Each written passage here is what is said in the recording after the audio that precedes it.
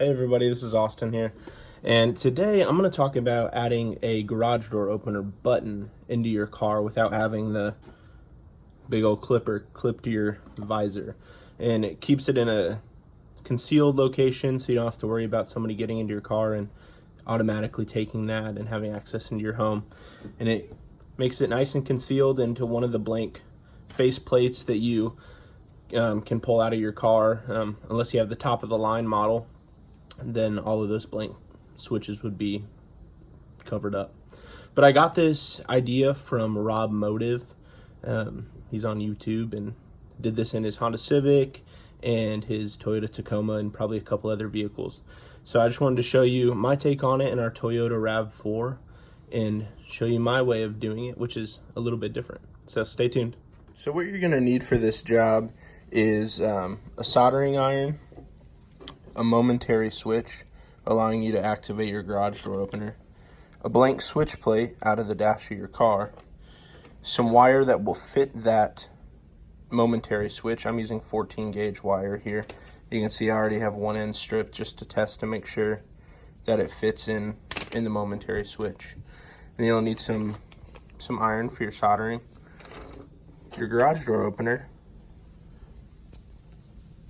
a wire stripper, which this is a wire stripper that I just got that I'm really excited to use. It self-adjusts, so you don't have to worry about determining the appropriate gauge and cutting off some of the copper here.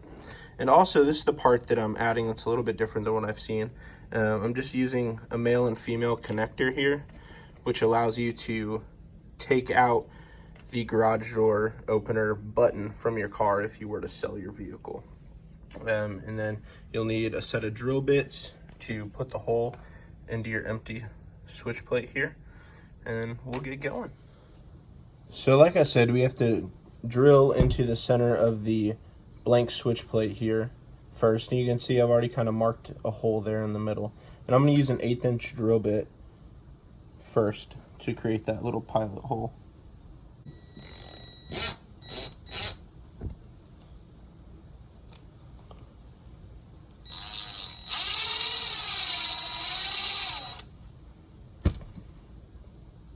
And it's good if you drill down into something with the front of it because it doesn't allow it to spread out or to blow out that hole. But you can see there we're on center, and so we can go ahead and size up the drill bit to fit the momentary switch that we're going to be using. So I'm going to bump up to a 7/32 here and just kind of graduate my way up to the 12-meter diameter that is the threads of this momentary switch.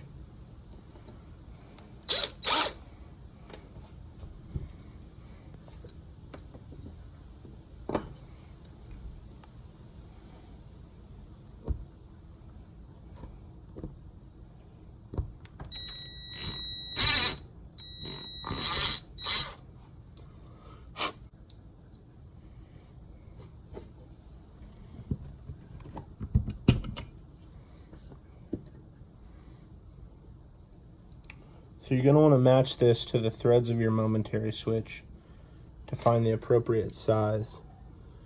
And it looks that this drill bit, being a 3/8, may be as close as I'm going to get without going over. So we're going to try that out.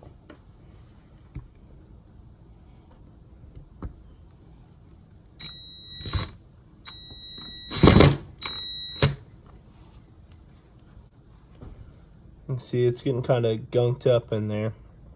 So I'm going to take some side cutters here, see if we can't cut some of that out.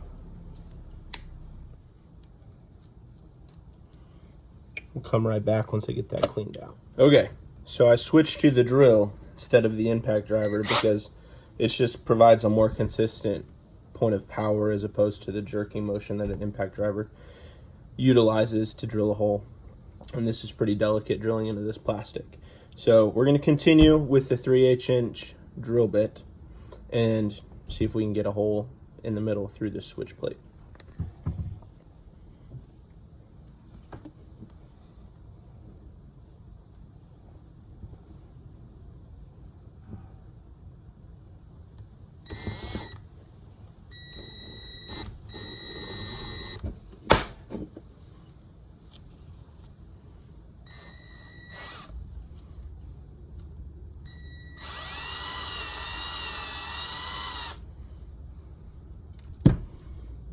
think we did it.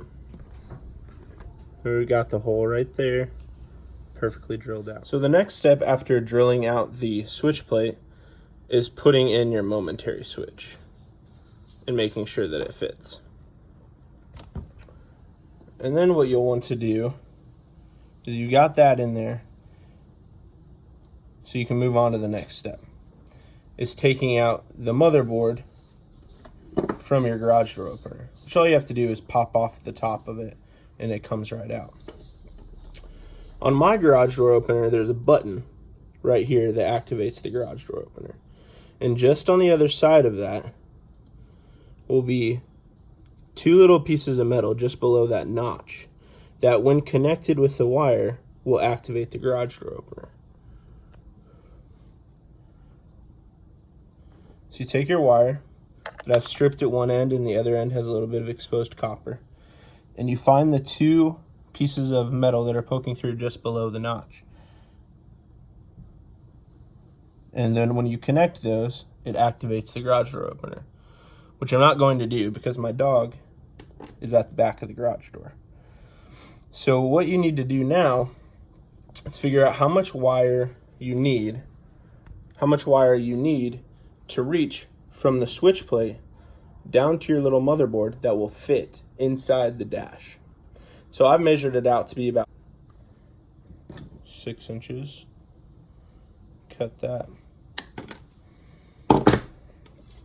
And so the one thing that Rob Motive did that works really well is he ran his piece of copper right through his momentary switch, which I'm going to do as well.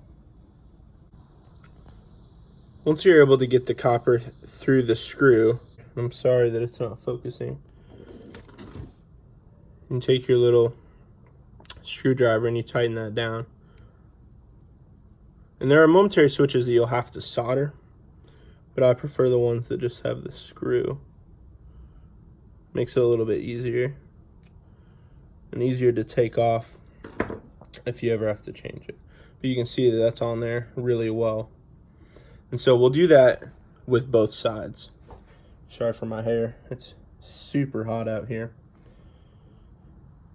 So we're gonna go ahead and do the other side now. So you take your piece that you measured against the original, and I'll show you my wire strippers here. We'll see if they work. I had a little bit of trouble initially. So you put the piece in here.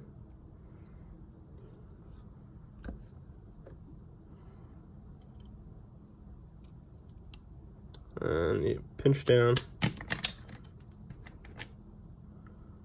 And it strips it just like that,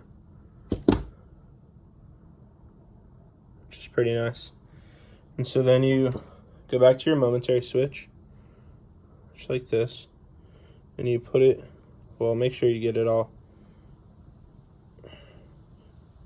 turn it clockwise, make sure all the copper fibers are as tight as they can get, because like I said, 14 gauge is as big as you'd want to go.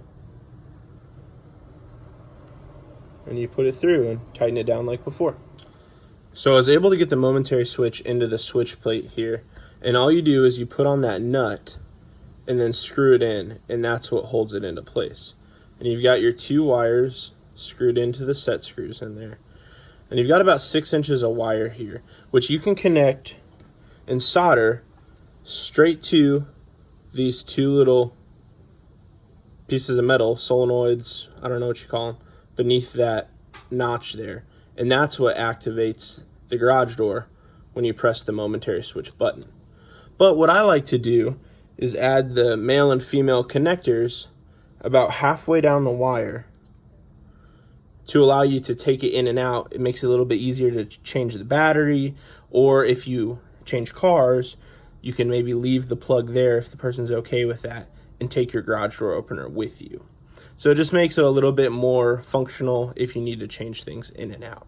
So what we have to do is cut the wires in half. About halfway down the wire.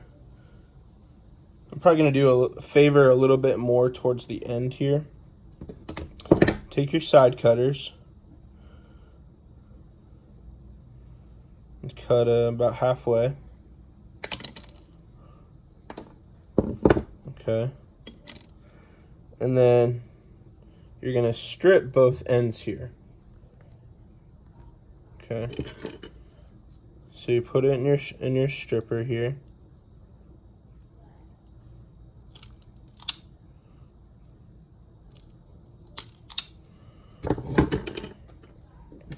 And I'm gonna do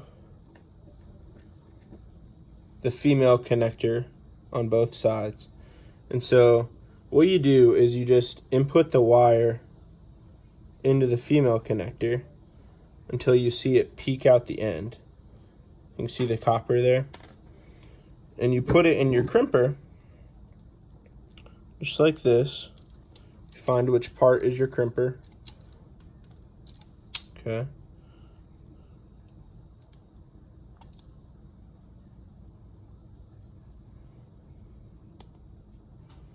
And once you crimp it, it pinches it down to where the copper spreads out and maintains contact. So you do that with the first one. Tug on it, make sure it stays, and it does. And then you do that with your second piece as well.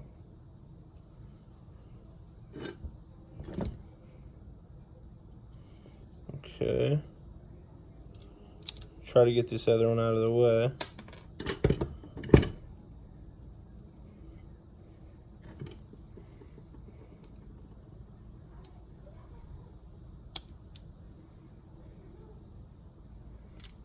And then you've got the other one crimped as well. And you're going to do that on both sides, except adding the male end to your blank wire that you just cut off. And then you'll solder this end to the motherboard. So the next step is to solder your little wire that you created with the male end here onto the post that you found just below the notch of where your button is on the motherboard. And you don't have to have a fancy soldering contraption like this. I'm just lucky to have one. It makes it a little bit easier since we don't have 3 hands. But you just get your connection right next to the post. And I am not an expert solderer by any means. And you take your soldering line here and you melt it.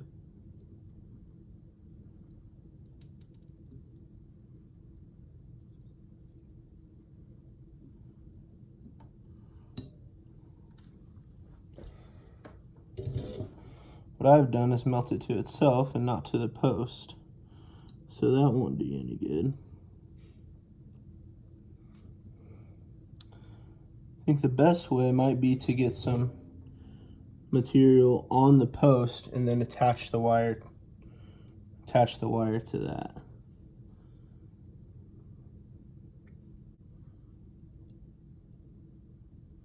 It's very tricky to do. I'm gonna keep working and I'll get back. So I was finally able to get the pieces soldered on. As you can see here, you just solder on your wire onto the little pieces of metal that are on the opposing side of the button here. And then I put on the male connectors onto those wires that allow it to clip together a little bit easier. So here's your button that you press to open the garage door, with the wires screwed into it with the female connectors. And you have the motherboard with the male connectors. And so what you do is you just simply plug them in.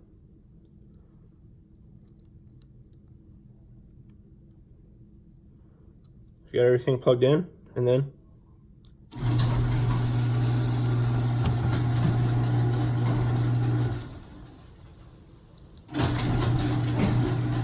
garage door opens and closes.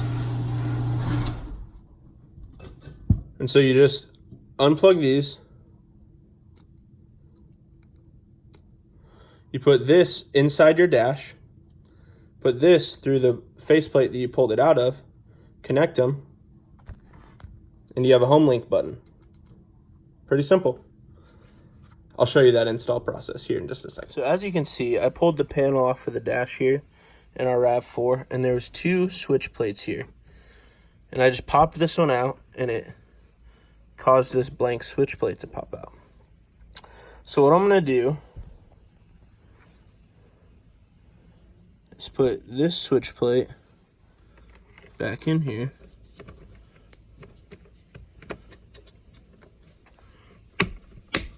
Snap that all in. As you can see, it gives you a factory look. And then you'll come down here and you'll find those wires, which is going to be a little bit challenging because they're not very big. And you pull those over here and you make your connection. Oh no. This crimp came undone. So I'll recrimp this to this wire, and I'll show you at the end what it looks like. So I got the wire recrimped on to a new male connector, and that's soldered to this motherboard. And all you do is you just tuck this back in here, and you won't hear any rattling. I've done it to my other vehicle. And then